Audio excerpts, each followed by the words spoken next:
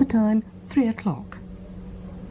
We now present Me Mother Put Me in the Laundry, a special edition of Somebody in Particular. I had the reputation of getting the stick every day. Not for being naughty, but for chattering. So it must have been quite early when I got the gift of the gab, as you might say. And I hadn't no chance to go to a grammar school or anything. My mother put me in the laundry.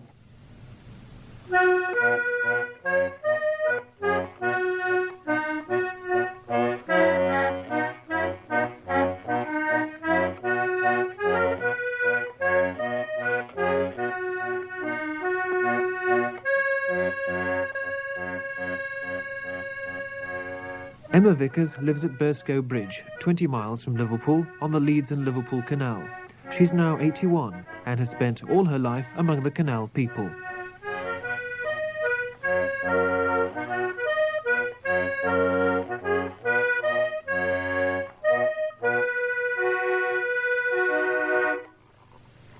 My father was always a boatman. He carried flour for Ainsco's mill. And they used to have a fleet of boats, barges, and they used to go into Liverpool, into the docks, and fetch the corn and the wheat. And then it was brought back to Burscough and ground into flour. They just did flour. But my father was on the flour boat, and his boat's name was Gladstone, and he used to carry flour from Burscough to Wigan and on to Lee. He was generally away only 2 days. But my grandma there used to go from Liverpool to Leeds. That was in Yorkshire. That was right at the end of the canal. Theirs was a different type of boat altogether. They used to go into the docks and they get loaded up with raw cotton. And they delivered it en route along the canal to different towns like Wigan, Bolton, Blackburn, Barnsley and all there where they had these weaving sheds. Of course there's a lot of them gone now. When I were young and in my prime as lazy as could be, I stepped on board a Bradford fly, her number were 23, as we set sail for Gawsey Bay. We get lost in a terrible fog, and only mate aboard that flant were Duke Izzard Eldong. They had the same rivalry for beating one another at the post as they have nowadays, but they used to call it caling them. Now we'll say that I had a load of cotton, and you had a load of cotton, and whichever got that load of cotton delivered first, well, they got the money. Freight, it was called. Freight, I think that's the proper name, but the boat people called it freight. And they used to try and kill their pals, and the way they did it, they'd all tie up together, you know. They'd get up early morning, and because I've helped my granddad to do it, so I know. And we used to tie sacks round the horse's feet so that the other boat people couldn't hear the plod of the horse, and we'd be miles away when they woke, and we'd get first in at delivery, so as we'd get a load out of Liverpool quicker. And it was all no roguery about it. They all did it, you see. One which could get there first. And then they used to pick a cargo up to come back. Generally ironmongery, mandals, boilers, washing boilers, buckets, anything in that department, you know. And they deliver them where they was ordered from, and then when they was empty, they'd call at a farm, and they'd perhaps get a lot of produce. When I were young and in my prime as lazy as could be, I stepped on board a Bradford fly, Our number were 23. As we set sail for Gorsey Bay, we get lost in a terrible fog, and only mate aboard that flant were Duke is her dead dog. Now when we get a bit farther on, we met out 21. John Deakin, he was steering, he'd a Brantford fly hung on. That Brantford fly were out Dolly's John, out Dolly stood on Bowden. Went tore up broke and copped out Dolly a pelt at back at Nank. And all the way along the route was a pub with stables, and at the other side of the pub, under the same roof, was everything in the grocery line for the boat people to stock for groceries, you see, because they was very kind to their horses, and they never worked them night and day. They always see as they had so much rest. The women used to try to get home for the weekend, and they used to have an orgy of baking. They made their own bread. They never bought bread. They made their own bread, and they used to make enough to stock them in the cabin, you see. And they used to make apple pies, custard pies, currant shoddies, what you call Eccles cakes now, a jam pie, and they used to take a whole lot of meat, and they always had a side of bacon hung up and a ham. And when you come in from school, the children from school, the grandma would say, "Now what would you like for your tea, childer?" "Egg and bacon." And she'd reach the side of bacon down and she'd cut your collop off it. Or no child was never given half an egg. I've seen lots children, they've only had half an egg. One egg between two, we never got that. They had kept a very good table. And they used to buy a joint of beef, but they had to roast that at home, you see, because there was no ovens on board, just a little stove. And all the food had to be either fried or boiled. So there'd always plenty of bacon and ham on board as well. Oh, they live well, you know. Now nearly all the canal people I was in touch with, they all had their own ducks, their own hens, and they always had a couple of pigs in the court. They never bought pork or out like that, you know, their eggs. And they nearly all had a dog. Never remember any boat, because they used to have a dog on the boats, you see, because of the cargo. And the dog used to give the warning if there were anybody messing about, it shouldn't be. And then at night time, if the man liked his pint, well, he used to go ashore and reckon to Fodder Thorse, but he used to go very early to Fodder Thorse, and it used to take him a long, long time to Fodder Thorse. But the old wife used to know he'd just gone for a pint, and they used to meet there, you see, in the little family pubs. Now when we get a bit farther on, we met out 21. John Deakin, he was steering, he'd a Brantford fly hung on. That Brantford fly were out Dolly's John, out Dolly stood on Bowden. Went tore up broke and copped out Dolly a pelt at back at Nank. We sailed along quite merrily till we come to Aintree Val. And then it started raining, by gum it were dark with cloud. I catch me foot in stern rail, went slurring on Bowden. And I went to at Foss dance Cuttle Hole, and I nearly broke me neck.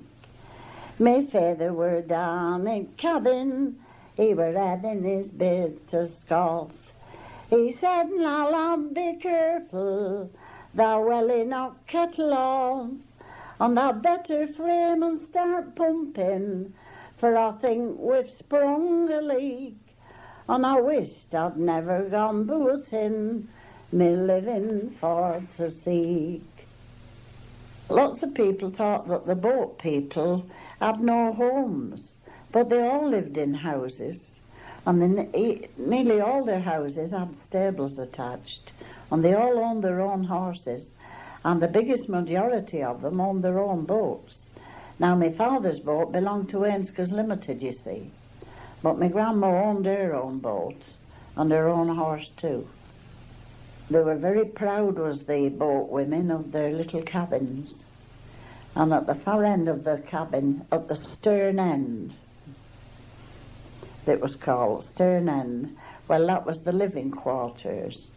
And there was a locker, and the lady of the boat had all her fancy china on there.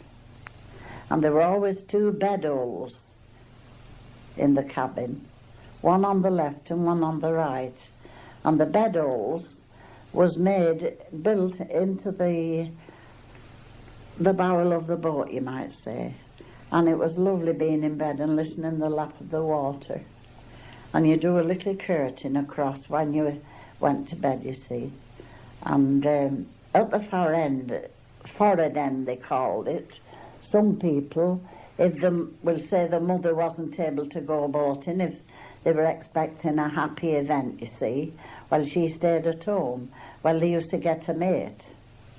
There used to be plenty of men willing to go. Well, he lived forward, but he used to come stern end to have his meals, but he slept forward.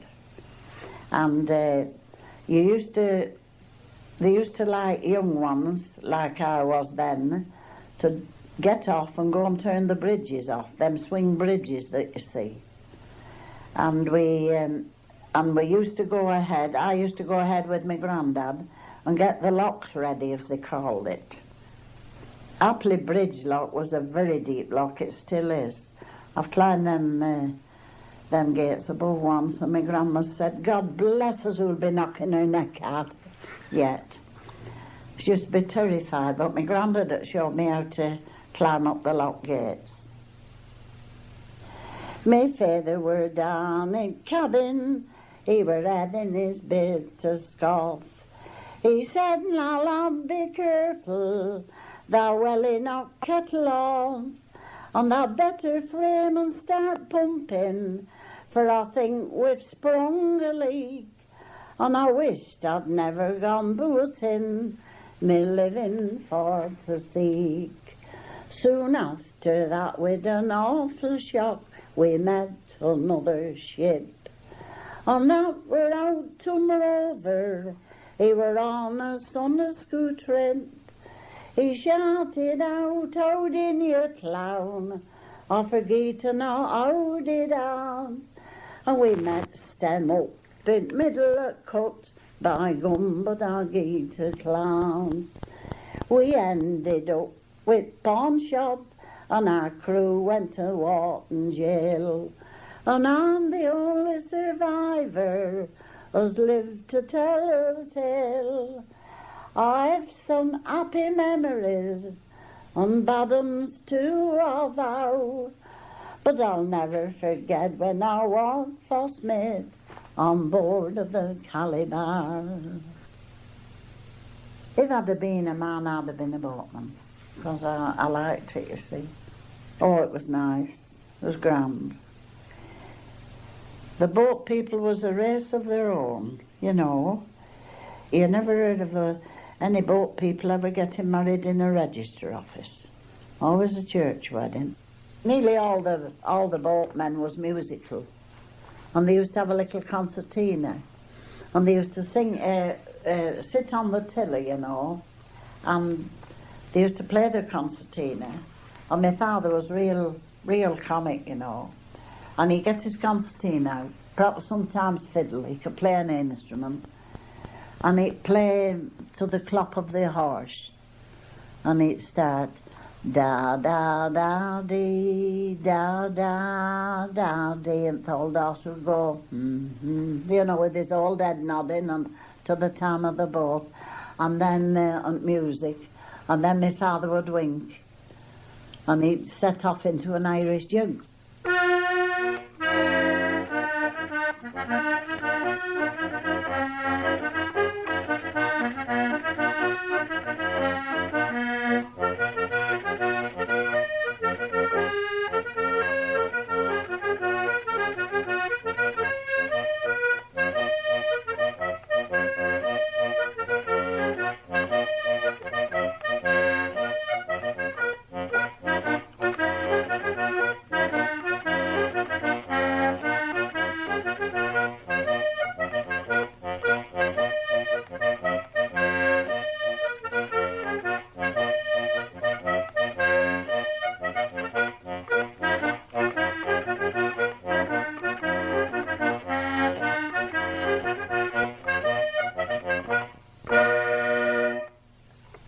Poor old Darcy would be 2 up and 2 down till he got into step again.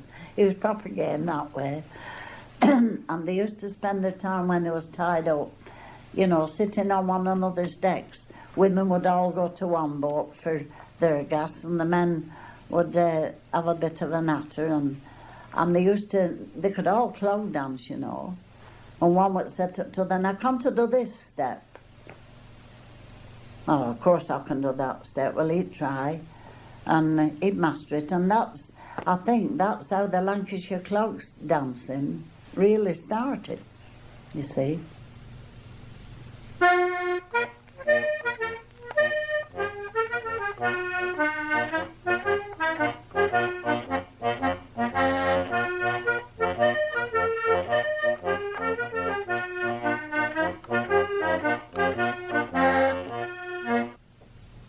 Those was real masterpieces with their feet.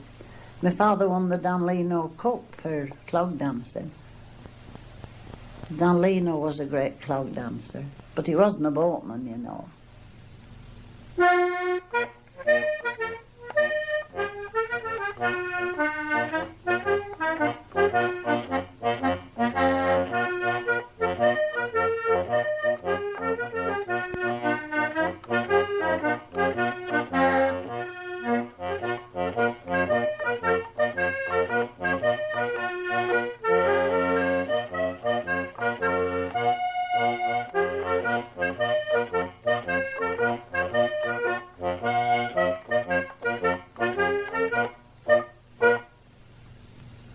I always had very sober clothing. Underwear, a petticoat and a flannel petticoat, and then my frock, and then we had a pinny on, and it was stiff with starch, and we used to have a clean pinny on every day to go to school, and they were beautifully ironed. Beautifully ironed. I think one mother was against the other, which could have their children look it nicest. And then for Sunday, well, of course we had our boots on a Sunday, and we had a velvet frock on. They were very proud of their figures, was the women. All had wasp waists. They used to wear tight-fitting black bodices with buttons, and they used to hold their breath. Well, I'm talking about my family, and I think they were all the same. And they used to hold their breath while you buttoned the fronts with the button hook. See, and they always had 3 buttons opened at the top, and they had what they called a habit shirt. They never had no bare neck showing. I don't know what they do now. They come back and see all these plunging bosoms as there is knocking about. And they wore quite a lot of underclothing, and they used to wear stays. Not the corsets wasn't known, not amongst the boat people, and they used to have them laced up at the back, and we used to be sent to the draper's shop for a 2 stays lace, and there were kind of stays laces what the footballers used to tie their boots up with. The footballers don't use them now, do they? And you used to pay 4pence for a whalebone, and it fitted right down the front, and that kept them straight, kept the figure in order. And there was about 3 inches wide and 12 inches long, and they fitted right out front of the corsets, and they were bent a special way like the woman's figure was. I had a whalebone out of my grandma's stage for a long, long time, and then it did the disappearing act. And the women, you know, used to sit on the stern decks. They were all tied together, and they used to knit gamses. Them's what you call pullovers. And they were marvellous bits of work. They were knit on 4 needles and not a seam in them, and all the gussets were knit in. And they started at the bottom, and they finished up at the neckline, and they fit beautifully. And the men used to wear them, and they used to wear corduroy trousers, fushton they called them. And at the bottom was a little slit about an inch, with 2 little pearl buttons on.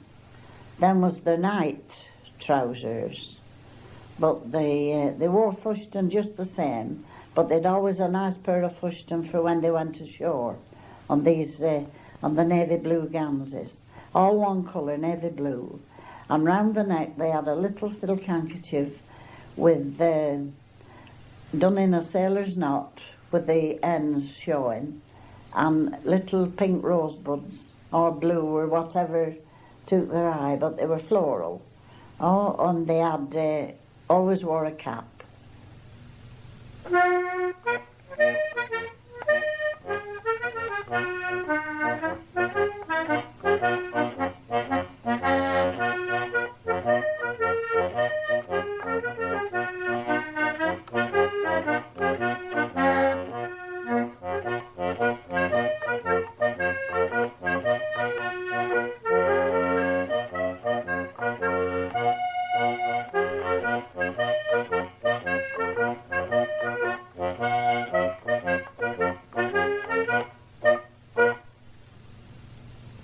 I wonder how many on you remember at Thowbellman. We used to have one, in Burscough. David Postlewaite his name was. So I can remember him now. And he used to go round and tell us all were any sales as was on. And when we used to have a mug sale twice a year, and he used to go around every street with bells, and us children used to follow him, copying him, and then he'd chase us. And I was looking through some of my bits and pieces, and I come across Thowbellman as was written with Teddy Ashton. It's called Thowbellman. Now you talk of Tom Brown being as soft as a calf, but I'll warrant Thowbellman he's daft a bit though. The scarce a day goes o'er but he's pooing his face, and belling and barking open down place. T'other day Snuffy Bet at Bum Bailey's at shop, getting ready to sell her besoms and pop. And among other sundries with Thow woman's cat, and I'm blessed if Thow Crackpot didn't cry about that. He cried when Dick Whiteside sowed out at his farm. I met it the same day with his bell on his arm. And I asked him I'd word he were crying so loud. Did things belong him what were bound to be sowed? Oh no, Jemmy said, crying's part of me trade. Thou'd cry too, wouldn't thou, if thou were paid? Aye, I said, there's no telling what one may to do. I know I've cried a herd or only in or two. A day or two after I were walking down the street on a bit of an errand when who should I meet but Jemmy with his bell. And then I told him I could find him a job. I told him I'd lost one at Childer, our Bob. So I give him a paper on what it to say, and a couple of shilling to cry, so he went on his way. First corner he come to, he up with his bell.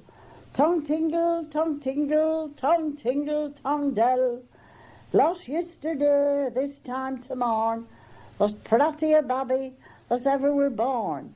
Cheeks like red roses and bonny blueeen, and it mouthed all with treacle last time it was seen. It's cutting its teeth and has very sore gums, and it's getting into th' habit of sucking its thumbs. Now then what finds it can keep it, 'cause nobody'll care, because then what's lost it has lots more to spare. Here there were some of her laughing when Jemmy had done. Women first screamed again, they thought it such fun. But Jemmy were that out, he threw Papa on the floor, and he vowed he'd never cry or lost children no more. But ever since that day, he keeps out of my seat. But now and then I drops across him at street, and I always tell him, if he wants a job, he can always go round and cry for our Bob. They was very superstitious. I'm speaking from the people that I've come in contact with, all my uncles and aunts and all that, you see.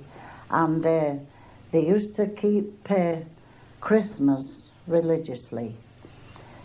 Christmas Eve, the children was bathed, their hair plaited. They'd no curlers those days. And the boys bathed and put to bed, and then their stockings was filled, ready for Father Christmas. And the men used to take it in turns, different times, and we'll say we had it at our house. Well, my mother used to put a fire in the parlour, and she used to make a whole pile of mince pies, beef butties, and she used to. The men used to go in the parlour, and they used to play 3-card loo. It was a card game with 3 cards, and they played for poultry for Christmas, for the Christmas dinner. And it was, they used to go and pick their own when they'd won it, so they couldn't have nothing fresher than that, did they? And then the old woman used to cry when who saw ducks going away. She'd been feeding them, you see, from ducklings. And some of them would have a gander. But ganders were a bit nasty. They used to bite, you know. And about 12:30, the carol singers would come. They never turned any carol singers back. You don't see much of that nowadays, unless it's the church choirs. But there used to be little groups come round. Young men they were. And they always got a glass of short stuff, and the leader was given 2 shilling piece in silver, and a mince pie. And they came in at the front door, and they went out at the back. And they brought the good luck in with them and took the bad luck out with them. That was a big superstitious. Well, that was Christmas. Now then, New Year was more superstitious than ever. They would never dream of anyone letting the New Year in as Santa a black head. It was unlucky. And never would the men go out with a pipe slit at New Year. To light them outside or smoke inside before they went out. No, it was an old... and when they used to let the New Year in, the leader of the carolers, the carol singers used to come again. They'd touch each wall and said, good luck be to this house, and this, and this. And they'd touch each wall. But they used to come in singing at the New Year and go out singing. Next come Shrove Tuesday. That was the beginning of Lent. And you kept Lent. No halfpennies for toffee during Lent. 6 weeks. Shrove Tuesday, they made pancakes. And it was really laughable. I've made lots of children laugh, you know, about it when they've asked me about these little things. They used to put a pile of pancakes in front of you, and if you're stowed, that means if you couldn't eat no more, they put you in the barren, they welt you to the midden and tip you on.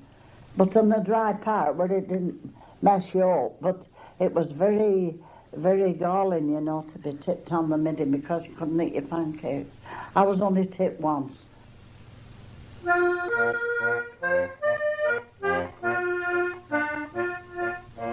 I left school when I was 13 years old. My mother put me in the laundry. My father won the Danlino Cup for clog dancing. And it used to take him a long, long time to fob it false. The boat people was a race of their own, you know. It was lovely being in bed and listening to the lap of the water.